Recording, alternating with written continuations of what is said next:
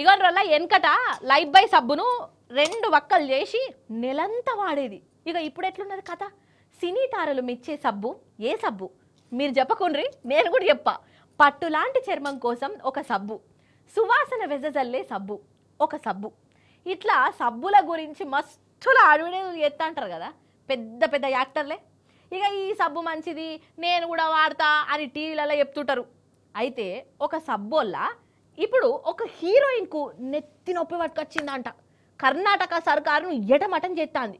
అరే అవంటనోళ్ళ ఆ ముచ్చటేందో చూడురిగా మీరే. అయితే మైసూర్ శాండల్ సబ్బు కంపెనీని కర్ణాటక సర్కారోళ్ళే నడిపిస్తాండ్రు.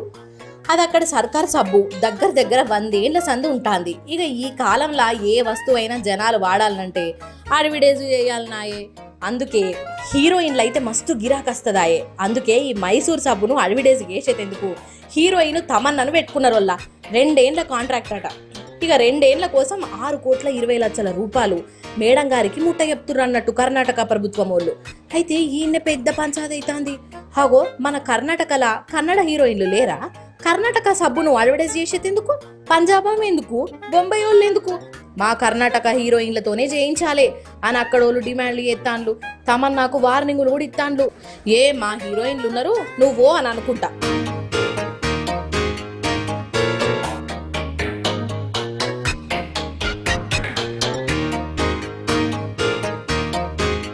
సరే సబ్బేనాయే అడ్వర్టైజ్ ఎవరు ఎత్తేంది అని అనిపించచ్చు.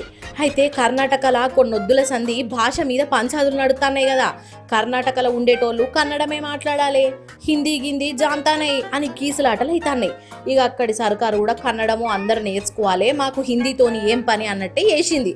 అయితే అట్లా కన్నడ ఉద్యమం నడిచే టైములా సర్కారే ముంగటబడి కర్ణాటక సబ్బును హిందీ హీరోయిన్ తోని చేయించుడేంది అని అక్కడోళ్ళు గట్ల గరమైతురు అన్నట్టు. ఏ తమన్నకు బయట మస్తు పేరున్నది, ఆమె కూడా మస్తు అగ్వకే ఎత్తా అని అంటాంది. అందుకే ఆమెను తీసుకుంటున్నాం, మనోళ్ళైతే ఎక్కువ తీసుకుంటారు కావచ్చు అని చెప్తాండ్రు సర్కారు వాళ్ళు. అగో వాళ్ళ కథ గట్లున్నది. ఇక ఈ పంచాదంతా చూస్తా అంటే అసలు తమన్నను పెట్టుకుంటే సబ్బుల గిరాకీ వెరుకుడేందో